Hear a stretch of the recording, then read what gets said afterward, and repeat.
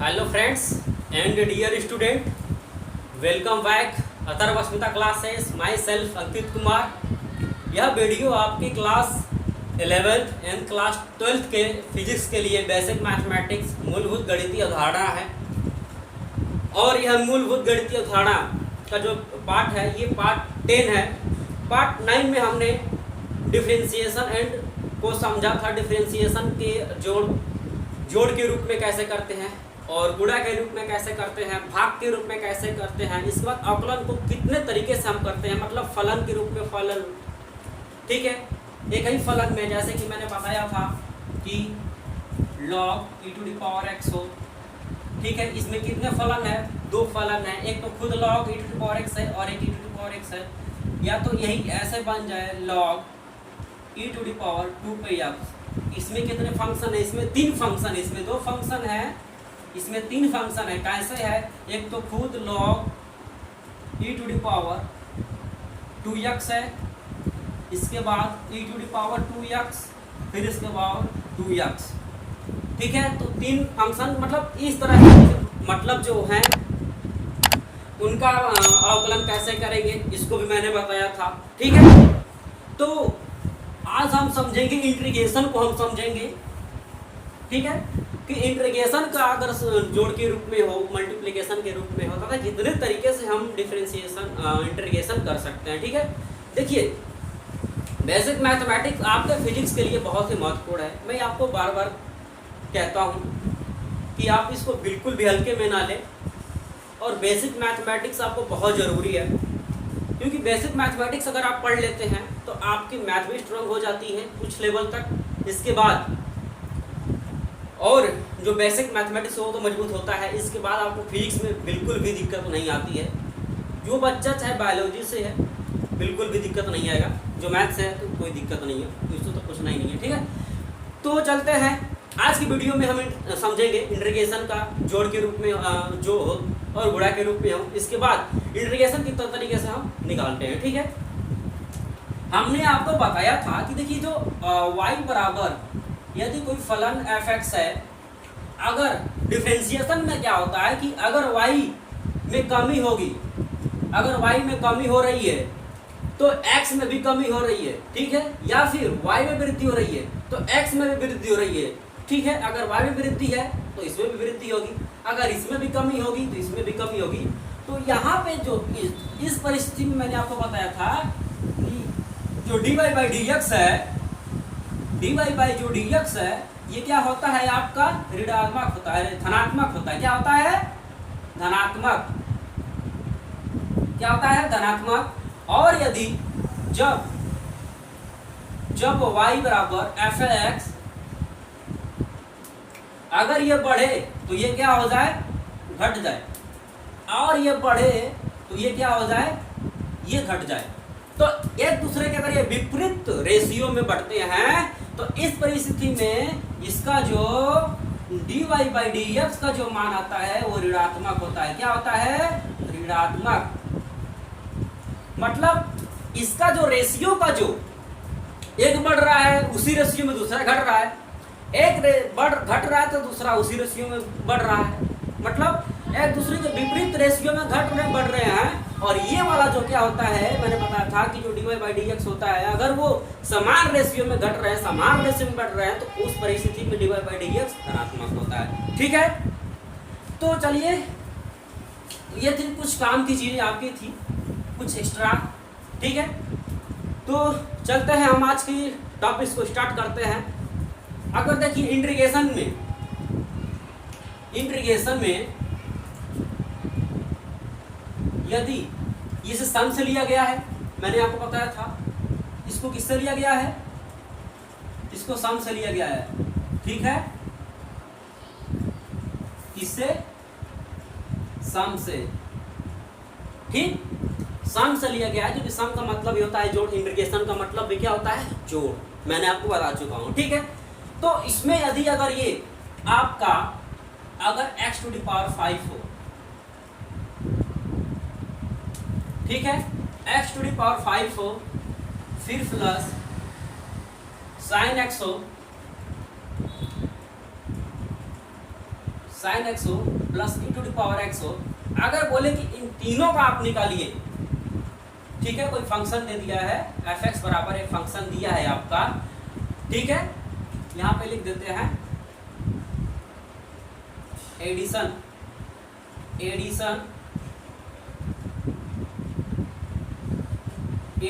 Of function in integration,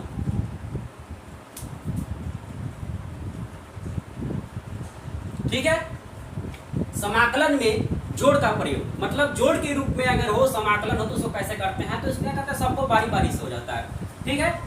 तो x to the power 5 dy by dx हो जाता है, dx हो जाता है, इसके बाद sin x dx हो जाता है, e to the power x dx होता है, ठीक है। तो आप इसका निकालेंगे, x पे 6 हो जाएगा, 6 sin x का अगर आप निकालते हैं तो cos x हो जाता है, cos x हो जाता है, ठीक है।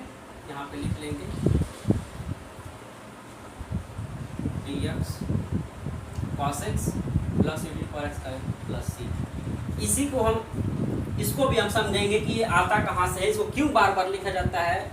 बहुत बच्चे सोचते हुए ये कपार खाने बिना मतलब का परेशान कर लिया जाता है क्यों इसको लिखते हैं, ठीक है। तो इसको भी हम अभी जस्ट वीडियो के बीच में बताएंगे कि एक्चुअली ये है क्या और ये आया कहाँ से और इसका उत्पत्ति क्या है, ठीक है, इसको क्यों लिखा जाता है, इसके बारे में भी मैं बताऊंगा, ठीक है।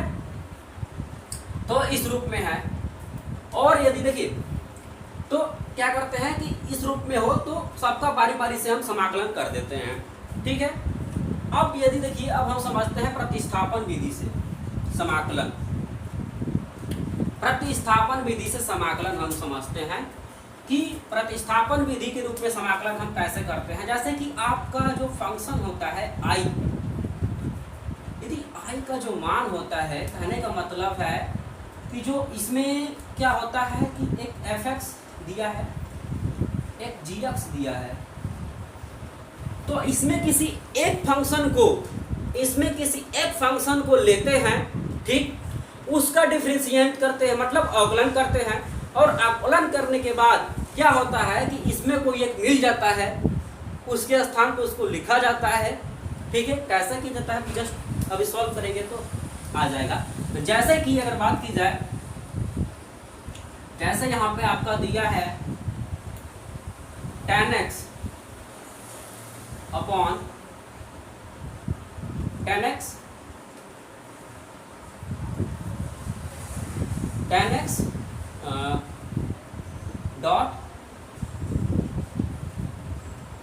x dot sec square x, ठीक है, dx इस रूप में दिया है।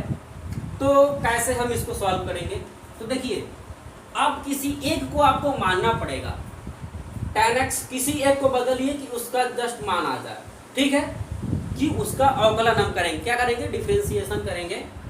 तो देखिए tan x को हम निकल ले लें, तो यदि tan x बराबर अगर हम t मानते हैं तो tan x का अगर अवकलन करेंगे तो भाई क्या होता है, sec स्क्वायर x होता है,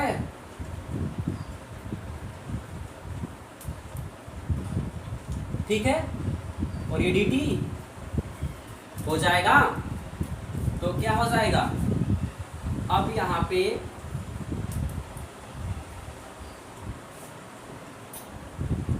dx, ठीक है। तो क्या हो जाता है कि अब क्योंकि इसका हम मान निकाल लें तो इसका मान क्या हो जाता है, dt हो जाता है, इसका मान कितना हो जाता है, ये क्या हो जाता है,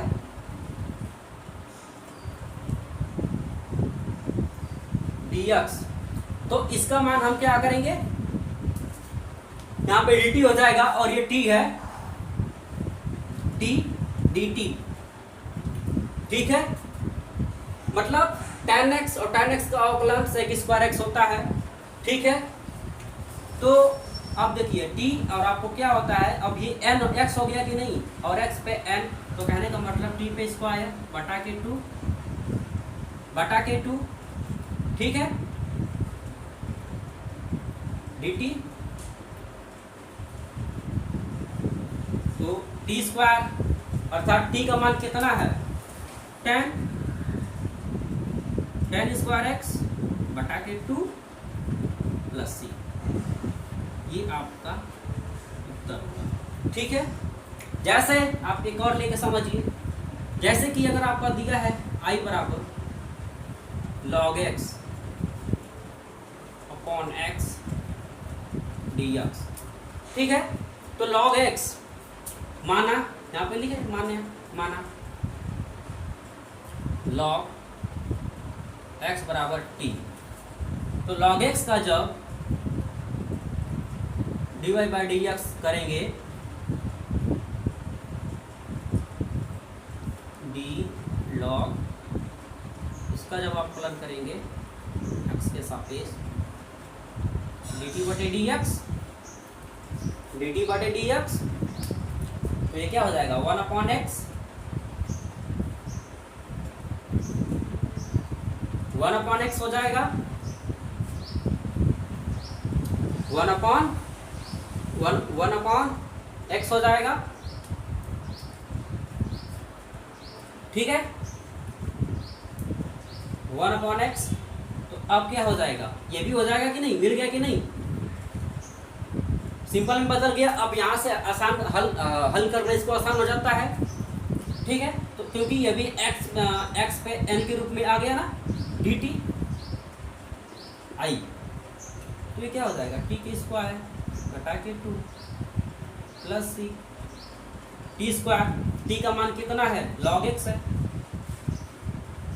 log x बटा के 2 प्लस सी। ठीक है, एक और इसी आधार पे अगर हम समझे इसको, एक और निकालना समझे हम, तो जैसे कि यदि आपका दिया है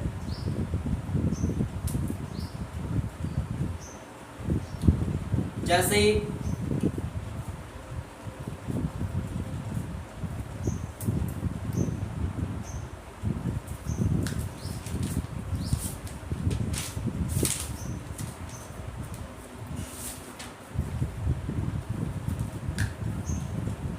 इसी पे अगर हम एक और निकालना चाहे, जैसे कि आई, जैसे कि अगर आपका यहाँ पे दिया हो sec x dot sec x plus tan x, ठीक है, dx इस रूप में दिया, तो क्या करेंगे, कुछ नहीं करना है, आप इसको बदलिए। क्या करते हैं, कुछ नहीं, अब मतलब यहाँ पे देखते हैं कि किसका हम अवकलन करें कि उसमें से कोई एक पद हमें मिल जाए, मतलब उसका अगर हम उसको मानते हैं तो मानते समय उसका अगर अवकलन करेंगे तो इसमें मिल जाना चाहिए। जैसे tan x है, तो tan x का हमने अवकलन किया, तो देखिए ये मिल गया ना। अब क्या हुआ कि अब इसकी जगह पे dt लिखा जाएगा, इसकी जगह पे dt लिखा जाएगा। ठीक है, तो सभी उसी तरह log x का हमने माना, और log x का जब हमने 1/x हुआ, देखिए 1/x है, ये मिल जाएगा, जिस वजह से ये t हो जाएगा। ठीक, t हो गया, और log 1/x की जगह x, मतलब इसकी जगह पे 1/x, 1/x, ये dx हो जाता है dt, ऐसे कर देते हैं। ठीक है, तो dx मतलब dx और अपान 1/x का मान कितना है, dt है, वो रख देते हैं, t रख लिया हमने, फिर dt रख लिया। ठीक है, तो उसी तरह रखते हैं। सेम उसी तरह हम क्या करेंगे, यहाँ पे देखिए sec x का हम अगर यहाँ पे लेते हैं तो sec x का जो अवकलन होता है sec x plus tan x होता है। ठीक है, sec x plus tan x होता है, तो माना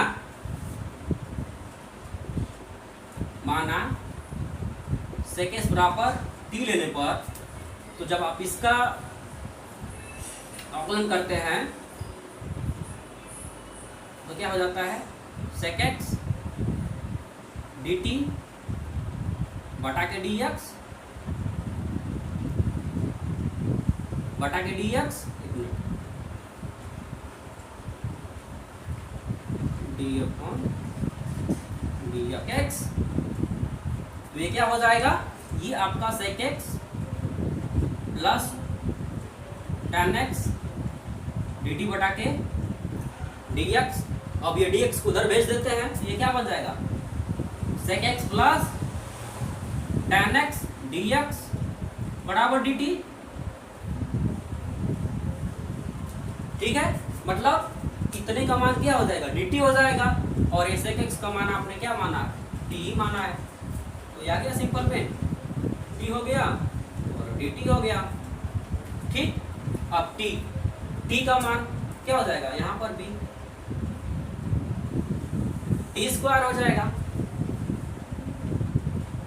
यहाँ पर भी क्या हो जाएगा t स्क्वायर हो जाएगा बटा के 2 हो जाएगा, तो t स्क्वायर, t का मान कितना है 18 sec स्क्वायर x,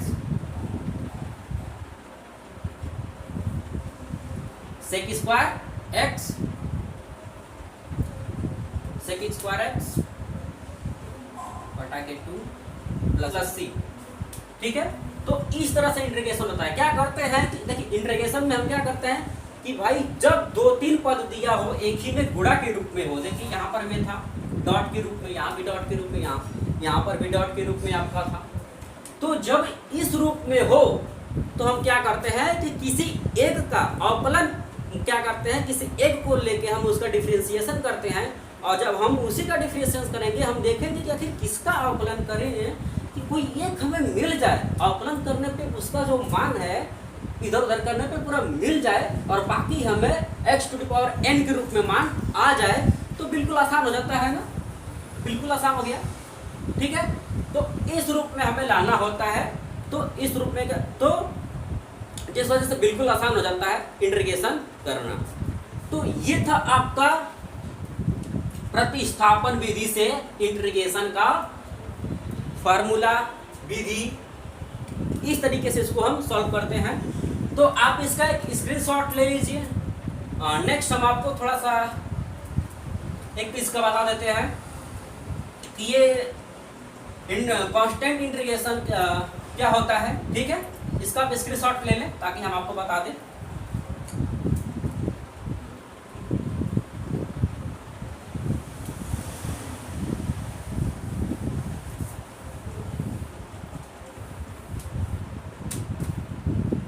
देखिए जैसे कोई फंक्शन है, कोई फंक्शन की अगर बात की जाए, जैसे कि x² हम लेते हैं प्लस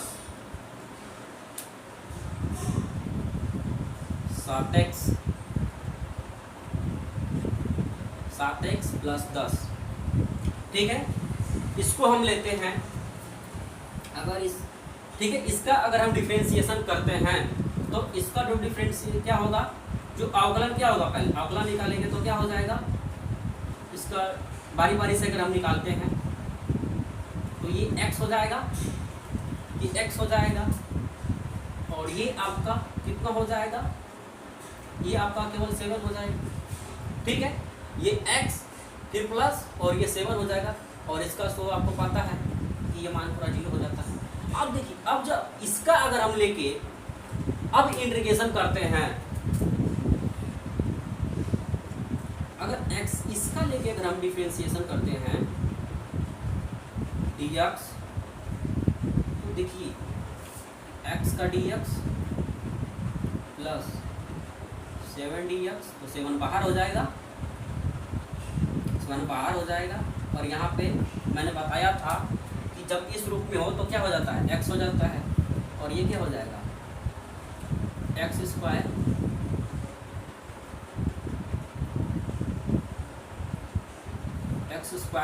बटा के 2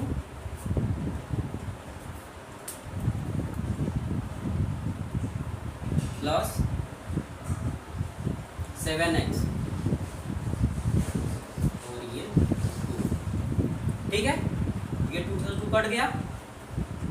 ठीक, x² प्लस 7x। आप यहाँ पे देखे होंगे कि यहाँ तक केवल मान मिला है, ये जो मान है ना ये गायब हो गया।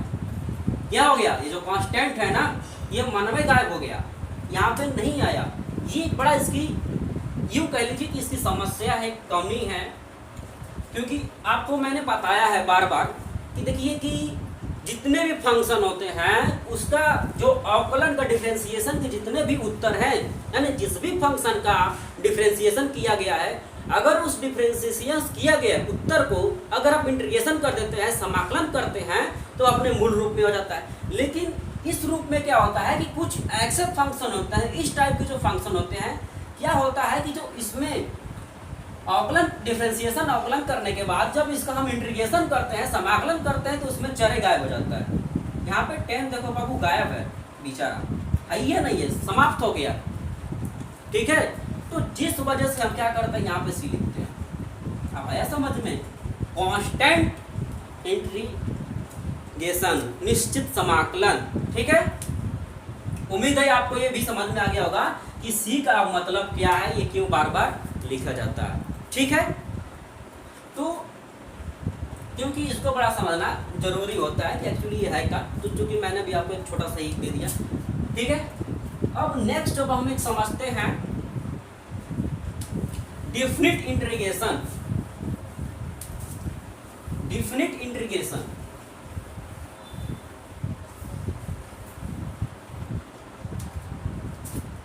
डिफिनिट निश्चित समाकलन बहुत ही महत्वपूर्ण है भाई। निश्चित समाकलन,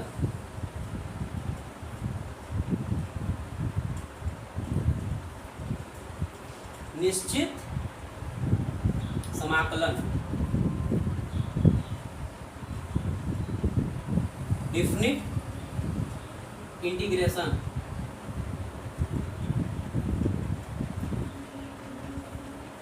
ठीक है, देखिए इसको कैसे सॉल्व करते हैं। जैसे कि ये आपका दिया हुआ कॉपी में, किताब में आपका ऐसे देता है, आपका यहाँ पे लिमिट दे देता है fx dx। ठीक है, यहाँ पे आपका कोई लिमिट दे देगा a b। ठीक है, या फिर पाई बाई 2 1 कुछ भी करके ऐसे दिया रहेगा आपका। ये क्या होता है, लोअर लिमिट। लोअर लिमिट जिसे कि, और ये होता है अपर लिमिट।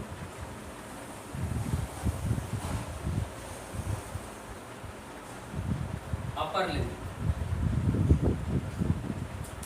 ठीक है, लोअर लिमिट और अपर लिमिट कहते हैं। तो देखिए कि जब इसका क्या होता है कि fx मतलब ये इसका आप समाकलन निकाल लिए हैं। ठीक है, B C, upper limit lower limit. फिर इसके बाद इसका कार्यक्रम क्या बढ़ता है, ब्रैकेट में fx माइनस फंक्शन ए, मतलब upper limit minus lower limit. ठीक है, लिमिट उच्च सीमा निम्न सीमा। ठीक है, ये जो आपका होता है ये फलन के बाद का फंक्शन होता है। ठीक है, ये फलन पूर्व का जो होता है ये मान होता है। तो क्या होता है, ये लोअर लिमिट मतलब उच्च लिमिट से निम्न को घटाते हैं। अब जैसे देखिए इस पे सवाल कैसे आता है, जैसे कि आपका दिया है i बराबर, यदि आपका दे दे 3 2 2x square plus e to the power x, या फिर आप यहाँ पे इसी को रहने देते हैं। ठीक है, तो अब आप क्या करेंगे यहाँ पे। ठीक है, अब देखिए, अब इसका पहले हम समाकलन निकालेंगे। क्या करेंगे, समाकलन निकालेंगे। समाकलन जब हम निकालेंगे, समाकलन हम निकालें 2 इंटू 2 x बटा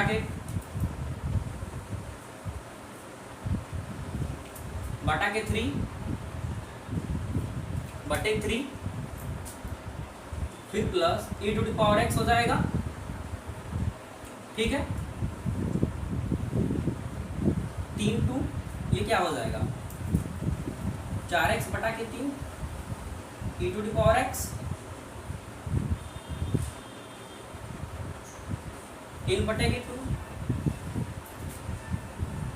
तो अब जब आप मान निकालेंगे इसका तो क्या हो जाएगा 4x अर्थात 4 इंटू 3 बटा के 3 माइनस 4 इंटू 2 बटा के 3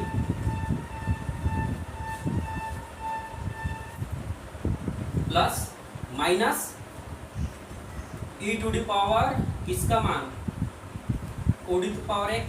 अब x की जगह पे यहाँ पे आप 3 रख लीजिए, ठीक है।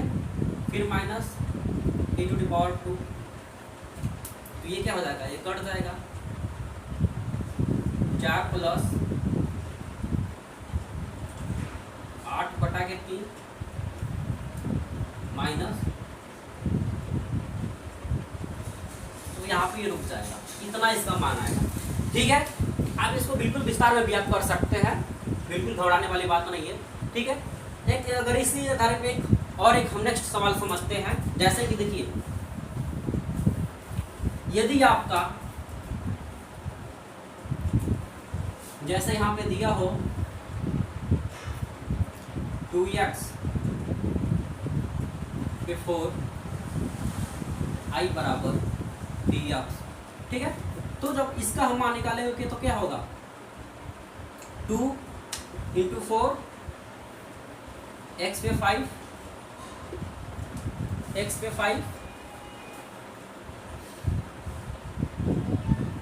और यहाँ पे भी 5 हो जाएगा, ठीक। अब इसके बाद लिमिट वाला काम चालू, ठीक। यहाँ पे लिमिट आपका लिख लीजिएगा 1 2 2 1।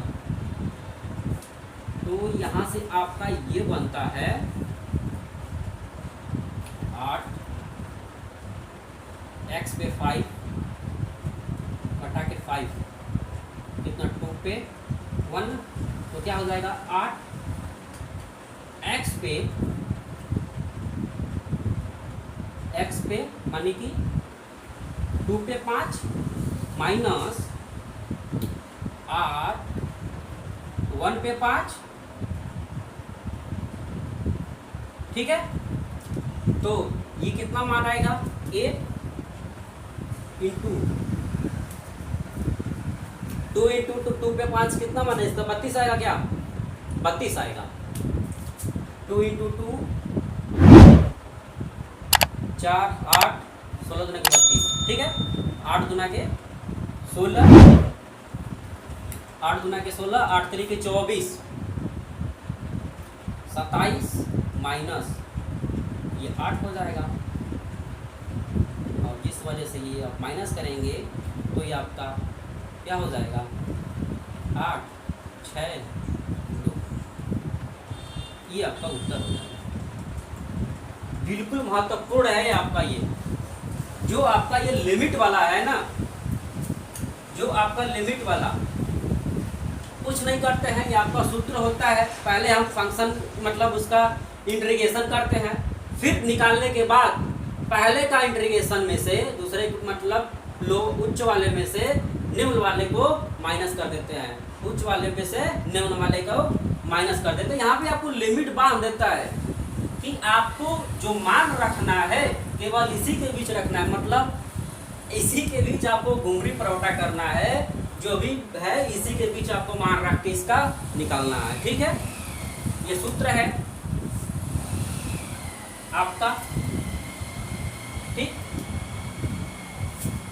तो आज हमने क्या समझा, उम्मीद है ये आपको समझ में आ गया होगा। तो जो भी आपका इस रूप में मान दिया हो निश्चित समाकलन, ठीक है। पहले क्या करते हैं इसका समाकलन करते हैं, समाकलन करने के बाद जो लोअर लिमिट लेते हैं, फिर निचला लिमिट, ठीक है, upper limit minus lower limit कर देते हैं, फिर वो उसका उत्तर हो जाता है, ठीक है।